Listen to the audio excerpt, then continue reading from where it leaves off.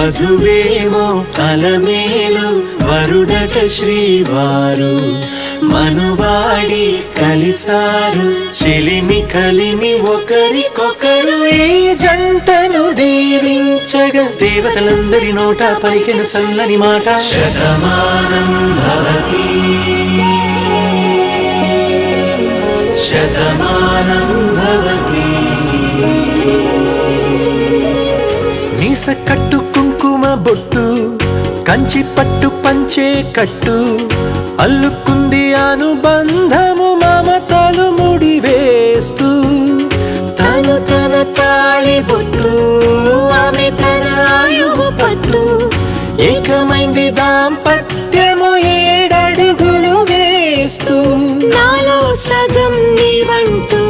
నీలో సగం నేనంటూ